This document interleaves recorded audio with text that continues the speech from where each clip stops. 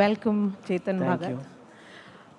चेतन शायद इकलौते ऐसे लेखक हैं जिनके बारे में ये कहा जा सकता है कि हर रेलवे स्टेशन पर उनकी किताब रहती है और दिल्ली के बाहरी संस से लेकर पटना के गांधी मैदान में उनकी किताबें बिकती हैं। तो India's only mass writer is right here with us. Chetan Bhagat, हमारे मंच पर आपका स्वागत है। थैंक यू मारिया जी, बहुत आपने बुलाया। मैं एक चीज़ बोलना चाहता हूँ, पता नहीं आप एडिट कर देना बाद में, पहली लाइन ही पर बहुत साल पहले एक और चैनल ने एक शो किया था, एंकर हंट। मैं चैनल का नाम नहीं लूँगा, और उसका पता नहीं क्यों मुझे जज बना दिया था, और उसका जज मैं था। और उसमें ऐसे नॉर्मली रियलिटी शो कोई जीतता है तो थोड़े दिन होता है, फिर उसके बाद भूल भाल जाते हैं लोग कि भाई ये जीता, चाहे इंडियन आइडल हो चाहे कुछ हो। तो उसमें हमने कुछ एंकर चुने जो विनर थे, और ये हो गई 15 साल पुरानी बात। और उनमें से एक विनर यहाँ पे मीनाक्षी है, जो यहाँ पे मेरे को उसने इंट्रोड्यूस किया, and she still has had a great career and feel so good. तो या जस्ट वांटेड टू से Absolutely, she is brilliant, and we are honored to have her with us now. हाँ, और बाकी आपने कहा पटना से लेके बाहरी संस तक। जी, बाहरी संस जाने में तो मुझे अभी भी डर लगता है, थोड़ा खान मार्केट थोड़ा इंटिमिडेटिंग लगता है। बट शुरू से ही मेरा ये सपना रहा है कि एक्चुअली जब मैं शुरू में मेरी बुक्स आई तो मेरे को क्रिटिक्स वगैरह ने ज़्यादा पसंद नहीं किया। तो मैंने कहा अब क्या करेंगे, तो एक ही तरीका है कि जनता पसंद कर ले। अगर जनता पसंद कर लेती है तो क्रिटिक्स चाहे ना भी करें तो ठीक है। तो फिर मैंने क्लियर इंटेंशन बनाया कि अब जनता के लिए लिखेंगे और जनता का प्यार से अपना करियर बनाएंगे। और मैंने कहा कि कई बार हम अपने आप को भारतीय लेखक कह देते हैं, इंग्लिश में स्पेशली मैंने देखा है, पर वो सिर्फ साउथ दिल्ली के लोग पढ़ रहे हैं, साउथ बॉम्बे के लोग पढ़ रहे हैं। Sort of like Indian fashion show, जब इंडियन फैशन वीक होता है, पर वो नॉर्मली साउथ बॉम्बे में हो रहा होता है या साउथ दिल्ली में हो रहा होता है। कोई वो औरंगाबाद में तो लैक्मे फैशन वीक नहीं करते हैं। तो सॉरी, उसका नाम बदल गया ना जगह का? नहीं, अभी औरंगाबाद, बिहार वाला औरंगाबाद बिहार में है वैसे। हाँ, प्रयागराज अलग। Sorry, I get confused. So I think I always wanted कि like a Indian writer who is read all over India, if I can be that. उसके लिए मैंने कहानियाँ ऐसी चुनी जो सबको पसंद आए। हिंदी और इंग्लिश दोनों में मैंने शुरू किया बात करना। कई सारे ऐसे स्टेप्स लिए, क्योंकि मुझे लगा कि जब मैंने लिखना शुरू किया था तब एटलीस्ट जो लोग इंग्लिश में लिखते थे उनकी सारी टारगेटिंग होती थी कि बाहर यूके वगैरह में छपें, बुकर प्राइज़ मिले, कोई इंटरनेशनल रिकॉग्निशन मिले। पर मुझे लगा हमारे देश में ही इतने लोग हैं इंग्लिश पढ़ने वाले कि उसको पूरा इग्नोर किया जा रहा है। तो आपको कभी बुकर्स प्राइज़ या कोई इस तरह के अवार्ड की चाहत नहीं हुई? देते भी नहीं है। एक वो ट्रम्प साहब को पीस प्राइज़ नहीं मिल रहा है, एक मुझे बुकर नहीं मिल रहा। और जैसे वो कहते हैं, लेकिन वो उन्होंने तो लिखा है अब तक मुझे 4-5 बार मिल जाना चाहिए था। मैंने कहा मेरे को भी ऐसे लगता है कई बार। लेकिन वो कोशिश कर रहे हैं, बार बार बोल रहे हैं कि मुझे इस वजह से नहीं मिल रहा। हाँ, पर उनको मैंने इतना कोशिश किया फिर भी नहीं मिल रहा। आई नो, पर उनको तो पाकिस्तान नॉमिनेट कर रहा है पीस प्राइज के लिए। पाकिस्तान कैसे, मतलब किसी को पीस प्राइज के लिए नॉमिनेट कैसे कर सकता है? हाँ, इट्स लाइक अ दारू की दुकान डी एडिक्शन क्लिनिक खोल रही है। लाइक आई मीन ओके, तो मेरे को अभी तक नॉमिनेशन आया नहीं है। कोई ऐसे आसिम मुनीर टाइप लोगों से आएगा तो शायद मिल जाएगा। चेतन, 25 साल पहले ये सफ़र शुरू होता है। हाँ, 5 Point Someone सबसे पहली किताब आपने लिखी, उसके बाद काफ़ी सारी ऐसी किताबें आई हैं, और हर किताब के जो शीर्षक है वो एक ऐसा शख्स होता है जो हमारे बीच में होता है, लेकिन वो उसकी इंसानियत फाइनली आपके चैप्टर्स में वो निखर करके आती है। तो ऐसा क्या है कि आपने आम लोगों पर किताबें हमेशा लिखी हैं? क्योंकि मुझे हीरो कई प्रकार के हो सकते हैं। जैसे हर कहानी में एक हीरो या हीरोइन भी, आप जो भी मतलब जो मेन आपका प्रोटैगनिस्ट बोला जाता है, वो कई तरह के हो सकते हैं। एक है जो जाके पूरी आर्मी से लड़ता है, कोई बहुत बड़ा किंग है या कुछ ऐसे कॉन्करर है, कोई ग्रेट आदमी है, लेकिन हीरो और वो कुछ ग्रेट चीज़ करता है। एक हीरो वो हो सकता है जो ऑर्डिनरी है, बस हार नहीं मानता, and I feel that is a more interesting hero to create, क्योंकि वो हम सब वैसे ही फील करते हैं। नन ऑफ अस फील कि we are great, none of us feel कि हम में कुछ इतनी खास बात है। आई फेल्ट कि बहुत सारी भारत की कहानियाँ हैं जो कभी आती नहीं हैं, जैसे जो पहली बुक आप देख लें, that is a long time back, but education system India का जो है, एवरीबडी सफ़र्स, एवरीबडी फील्स कि उसमें कुछ गड़बड़े हैं, but there was no story on the education system of India. So that book was, I think that is the reason that book did well. किरदार तो थे ही, लेकिन उसमें जो मुद्दे उठाए उसने और जो बाद में फिल्म ने भी उठाए, वो कुछ ऐसे थे कि लोगों को बहुत ज़्यादा कनेक्ट कर गए. ना सिर्फ इंडिया में, कई और जगह भी, इवन चाइना, कोरिया वगैरह में वो फिल्म बहुत चली. तो आई थिंक कहीं ना कहीं मैं कोशिश करता हूँ कि सोसाइटी में जो लोग फील कर रहे हैं, जो चीज़ चल रही है, स्पेशली उनके करियर और उनकी रिलेशनशिप्स, लव स्टोरीज़ के अराउंड, और जो हमारे आर्ट में, कल्चर में दर्शाया नहीं जा रहा है, हमारी फिल्मों में वो चीज़ें नहीं बताई जा रही हैं, हमारे टीवी प्रोग्राम्स में वो चीज़ें नहीं बताई जा रही हैं, मैं वो कहानी सामने लाने की कोशिश करता हूँ. Normally that has worked for me. तो आप ये क्यों कह रहे हैं कि OTT पे या कोई भी प्लेटफॉर्म्स पे ये कहानियाँ नहीं बताई जा रही हैं? कैसी कहानियाँ हैं जो आपको लगता है नहीं बताई जा रही हैं? शायद इसीलिए सिनेमा घर में आजकल लोग नहीं जा रहे हैं, सिनेमा थिएटर्स में आजकल फिल्में नहीं रिलीज़ हो रही हैं, हिट्स नहीं हो रही हैं. देखिए, बहुत सारे ऐसे एक चीज़ें हैं, मतलब मैं हर कहानी तो नहीं बता सकता, लेकिन क्या होता है कि फिल्में भी और OTT के साथ भी अभी ये हो गया है कि एक दो चीज़ें जो हिट हो जाती हैं, जैसे अगर पुष्पा हिट हो गई तो पुष्पा टाइप 10 पिक्चरें बनेंगी, क्योंकि वो 10 लोग उसको पैसे देने लग जाएंगे. तो वो बिजनेस एक व्यापार की तरह उसको देखते हैं कि भाई ये अभी एक्शन मूवीज़ चल रही हैं, तो अब एक्शन पे ही जोर, कभी जवान आ रही है, कभी कुछ आ रही है, तो वो दे आर, अगर ऐसी चीज़ लेना जो सोसाइटी में है लेकिन उसको बताया नहीं गया है, वो भी हिट हो सकता है और 100% हिट होगा, लेकिन उसमें रिस्क बहुत ज़्यादा है, क्योंकि आज तक वैसी कोई चीज़ बनी नहीं है, नहीं बताई जा रही, तभी तो हम बता रहे हैं. वो करने वाले लोग कम हैं, इवन OTT में कम है. OTT में भी एक ट्रेंड आया, थ्रिलर बनेगा, तो थ्रिलर ही बनते जा रहे हैं. या फिर एक ऐसा ट्रेंड आया कि रूरल इंडिया में कैसे क्राइम व्राइम होता है, उसी पे बने जा रहे हैं. रस्टिक, मिर्ज़ापुर पंचायत और अपहरण, वो तो बड़े सारे एक के बाद एक, which is good, they are good shows. But fundamentally जो पहली बार वो गैंग्स ऑफ वासीपुर में वो चीज़ हो चुकी है, उसी के भाई बहन बने जा रहे हैं एक तरह से, from a issue point of view. तो आई थिंक उसके लिए एक सर्टन रिस्क टेकिंग चाहिए, जो नहीं हो पाती फिल्मों में भी और OTT में भी, क्योंकि बहुत पैसे लगते हैं. लेकिन आपने रिस्क लिया, काई पोचे, 3 इडियट्स, पहले बुक्स थी, किताबें आई, पहले तो किताबें थी.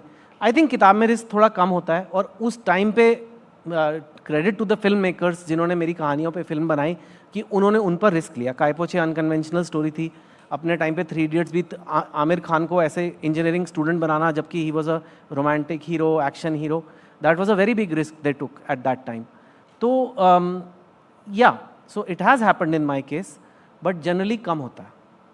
हालांकि जैसे अब मेरी अगली किताब जो है, उसमें मैं एक अगेन रिस्क, आजकल जो लोगों के रिलेशनशिप्स हैं, मेरा ये व्यू है, जो यंग लोगों के रिलेशनशिप्स हैं, सब काफ़ी कंफ्यूज हो गए हैं. एक तो आधे से ज़्यादा रिलेशनशिप चैट पे चलता है, ठीक है ना, तो उसमें तो आधा वैसे ही कंफ्यूजिंग है, समझ ही नहीं आ रहा इमोजी पे कैसे आप जज करो कि भाई ये मुझसे प्यार करता है या नहीं करता. Honestly like that's all you have, कि उसने मेरे को ये वाला इमोजी भेजा है, इसका क्या मतलब है, इंटरप्रेट कर रहे हैं. हाँ, मतलब वो यू नो वो हार्ट जो मुंह पे लगा वाला किस है, या वो लिप्स वाला किस है. I mean it's a serious thing, because I know ऐसे हंसने की बात लगती है, लेकिन it is millions of people who are getting affected by this. एक और चीज आजकल चली हुई है, घोस्टिंग. घोस्टिंग कितनों को पता है क्या होता है? हाथ ऊपर करो. घोस्टिंग, अब देखो सिर्फ ये यंग जवान लोगों को पता है, ये जो थोड़े ओल्ड लोग बैठे हैं फ्रंट रो में, उनको कोई आइडिया नहीं क्या हो रहा है, ठीक है. फ्रंट रो में ओल्ड ही बैठते हैं, वो पीछे से आगे आना ही लाइफ की जर्नी है बस. तो घोस्टिंग इज, जो आप लोगों को बता दें कि जैसे आप और मेरी चैट चल रही है, कैसे हो भाई साहब, ठीक है, मैं भी ठीक हूँ, अच्छा मिलते हैं, अच्छा ये बताइए कि आप आज कहाँ जा रहे हो, मैं आपका जवाब देना एकदम बंद कर दूँ, सडनली बंद. इट्स ओके, कोई रीज़न नहीं, कोई प्रोवोकेशन नहीं, कोई लड़ाई नहीं, सब कुछ आपने, आप अच्छे से चाय पी के एक डेट पे भी आप गए हो, खाना खाया आपने, okay very nice to meet you, ये वो, वापस जाके हाय व्हाट्सअप, कब मिल रहे हैं, नो जवाब. इट हैपन्स और not? It's happening in society. I mean इसके मेजर मेंटल हेल्थ इफेक्ट्स होते हैं लोगों पे. मतलब जो एक घोस्टर होता है और एक घोस्टी है जिसने घोस्टिंग सफर की है. So that is really enjoying that description. Yeah, because this is not been discussed, but it is part of their life, right? And so I've tried to explore things like that in that book. It's a book about age difference, like a guy is much older, it can be seen as creepy, or is it love? I don't know. And मेरा aim यही है कि लोग confuse हो जाएं कि यार ये प्यार भी लग रहा है और creepy भी क्या है. That makes the story memorable. How do you know it's lust or love? How do you know कि ये आजकल क्या हो गया कि very quickly people are like relatively quickly sleeping around, they are having sex with each other, and it feels a very intimate bonding experience. But how do you know this is the one? This person is the one. अब जैसे मैंने जो sex word बोलता है आधे लोगों की तो यहाँ उसी में फट गई है. तो we are not discussing these things, but ये इतना इंपॉर्टेंट पार्ट है लोगों के दिमाग का कि is this person the one. How do you know it's love और lust? How do you really know कि ये जना, क्योंकि आजकल लोग हैं कि मज़ा आता है इसके साथ, डेटिंग में मज़े आ रहे हैं, थोड़े से मज़े कम हुए अगले पे चले गए. But to spend your life with one person, लोगों को लगता है ऐसे कैसे होता है. हम सब कर ही रहे हैं शादियां कर के, पर a lot of people feel ऐसे कैसे हो सकता है, you know, like अब बोरिंग हो गया है. So these are things which I feel need exploration. Best way is to do it through a nice story which makes people think. अभी तो मैं concepts बता रहा हूँ आपको. So I feel this is an opportunity for me to write also, and it's genuinely मेरे को भी curiosity है इन चीज़ों के बारे में कि आजकल चल क्या रहा है. Situationship आपको पता है क्या होता है? हाँ, I'm aware of it. क्या होता है? पर्टिकुलर सिचुएशन में आप रहते हो. मतलब कुछ भी मतलब हो सकता है, कोई एक मतलब नहीं है उसका, है ना. कुछ भी सिचुएशन, मतलब कुछ चल रहा है इनका टांका है कुछ, है ना. But it is like non committal, मतलब डिस्क्राइब नहीं कर पा रहे आप. या but it has some effect. It can not be कि आपको कोई इमोशन नहीं जग रहा आपके अंदर. What does it mean? उसकी जगह क्या है हमारी सोसाइटी में? Nobody has explored, and I think a writer can explore it in a good story, and then we can see. लेखकों के लिए कितना बड़ा चैलेंज है AI, चैट GPT, जिसमें सारे आजकल कंटेंट आते जा रहे हैं, कि आप कुछ डालिए और उसका पूरा एक तरीके में पूरा पैराग्राफ पे पैराग्राफ आ जाता है. हाँ, नहीं, अच्छा सवाल है. लेकिन यू नो जो फिक्शन है, जहाँ पे क्रिएटिविटी है, जहाँ प्योर इमेजिनेशन से स्टोरी बनती है, अभी तक मुझे AI का कोई थ्रेट नहीं लगता उसमें. मैंने ट्राई करके देखा है, मेरे लिए तो काम आसान हो जाए. मेरा तो नाम है मार्केट में, चैट GPT लिख दे कहानी, मैं घर पे बैठूँ आराम से, यू नो. बट नहीं हो रहा, वो नहीं कर सकता. मैंने एक वीज़ा के लिए अप्लाई करना था, मैंने कवर लेटर चैट GPT से लिखवा लिया कि मेरे को यहाँ घूमने जाना है, ज़रा वीज़ा मंगाओ. उसने इतने झूठ डाल दिए उस चिट्ठी में कि अब मुझे ये जगह घूमनी है, वहाँ घूमनी. मैं कंट्री का नाम नहीं ले रहा क्योंकि अगली बार फिर देंगे नहीं. तो ये यहाँ जाने वाला, तो उसके लिए ठीक है, सम वेरी टास्क, मतलब एक उसको उसमें कोई लाइक रेपिटेटिव सा टास्क है, कवर लेटर होनी नहीं चाहिए, इसलिए वो फटाफट कर देता है, कट पेस्ट टाइप में. लेकिन एक अच्छी स्टोरी क्या होती है जिसमें आपको emotion, either you cry, you laugh. Chat GPT का ट्रबल्ड चाइल्डहुड नहीं था, मेरा था. चैट GPT को उसके पापा ने उस पर नहीं चिल्लाए, मेरे पापा चिल्लाए थे, राइट. चैट GPT का दिल नहीं टूटा है, मेरा टूटा है. How can it compete with me? It can not compete. वो वर्ड में वर्ड लिखता जाएगा. लेकिन क्रिएटिव राइटर्स यूज कर रहे हैं ये सब platforms. You can, they are trying, but they are not working. I don't think it creates good work so far. Like I said, but I can use it कि spelling mistakes निकाल दे भाई, grammar निकाल दे, दो चार चीज़ें जो critics बोलते हैं वो मैं ठीक कर देता हूँ, चैट GPT से हो जाता है वो. मतलब वो फालतू चीज़, जो मेन सोल है कहानी का जो मेन इमोशन है, वो कहाँ से चैट GPT क्रिएट करेगा? वो नहीं कर सकता. वो it's basically using all the data on the internet, उसी को घोल मोल के आपको परोस रहा है. So it's not possible. It's like saying कि one day a robot will make really good food, maybe, but अभी तक नहीं कर पा रहा. But a robot can do lot of other things, but it cannot, like वो it cannot create that soul. कितना confident है आपके जो युवाओं का पल्स है, क्योंकि एस्पिरेशनल इंडिया की हम चर्चा करते हैं, आपको जो 20 साल पहले आपको युवा का सेंटिमेंट समझ में आता था, आज भी समझ में आता है? नहीं, it is a challenge. It is a challenge because ये घोस्टिंग मुझे तो समझ नहीं आया कि ऐसे होता. लाइक आई अंडरस्टैंड घोस्टिंग क्या है, बट आई डोंट अंडरस्टैंड क्यों करते हैं. You know, like how is it okay, मतलब ये. But I try to be non judgemental about it. A writer must be non judgemental. I have tried to also change my stories. Like my next story, I told you, it's a older guy and a younger girl. Because अभी मैं 51 years का हो गया हूँ, अब मैं ऐसे 18 साल के लड़कों की लव स्टोरीज लिख रहा हूँ, थोड़ा अजीब लगता है, एंड ना ही मेरे को समझ आता है. But I feel like somebody who's a little older, like a little more mature kind of romances I can do. But it is a challenge to really understand what a 17-year-old, 18-year-old thinks. Actually, they are not even thinking that much. इतना सोच नहीं रहे, आजकल reels ही देख रहे हैं. ये भी I mean फैक्ट है. जाते जाते एक सवाल दिलजीत दोसांझ पर, जो पूरी कंट्रोवर्सी चल रही है, आप उसको कैसे वो देख कहाँ से आ गए? Okay okay. खबर आई लव मिले- him, I love him. Headline point है हमारे हाँ. लिए. बिल्कुल बिल्कुल. हाँ, क्या सवाल? सवाल ये है कि दिलजीत दोसांझ को बहुत सारे लोगों ने क्रिटिसाइज़ किया है, ये भी कहा है कि जितना जो उनके प्रोजेक्ट्स हैं जो साइन किया गया है उसको रोक दिया जाए. Because of his movie Sardar 3? हानिया आमिर. हाँ. ही साइंड मूवी, मतलब जो सरदार 3 I आ think, रही हाँ, है जी, हाँ. उस पर तो firstly I boycott love. Pakistan trend कर रहा है, पाकिस्तानी आर्टिस्ट्स को बॉयकॉट करना चाहिए. या सो इट्स टफ वन. ये पर्टिकुलर केस टफ वन है, तभी शायद कंट्रोवर्सी बना है. Firstly I love Diljit. I think he is one of the truly exceptionally talented individuals and I really admire. कई चीज़ें उन्होंने करी हैं लाइफ में. He sticks to his principles. For example, he wanted to be in Bollywood but he didn't cut his hair. He stayed a Sikh and he kept his hair like that and he still became a star. It's not a joke. Anybody can get tempted कि चलो यार Hindi film industry में fit होने के लिए, but I admire him a lot for that. I think his music, his concerts, his acting, his reels, if you've seen on Instagram, hilarious. So many different talents he has. There is no doubt about it. Films सिर्फ दलजीत की नहीं है. कोई भी film सिर्फ actor की नहीं होती है. ये पहली बात हमें समझनी है. उस फिल्म में 300 लोगों ने काम किया होगा कम से कम. उनकी रोजी रोटी चली है. किसी ने उसमें कपड़े चुने होंगे, किसी ने गाने लिखे होंगे. लोगों ने बहुत मेहनत की है उस फिल्म पे. अगर आपका दलजीत से कोई इशू भी है, उन सबको पिनलाइज करना इज़ नॉट फेयर. वो लोगों ने डिसाइड भी नहीं किया होगा हीरोइन कौन है कौन नहीं होगी. शायद दलजीत ने भी नहीं किया होगा. राइट, पहली बात ये है.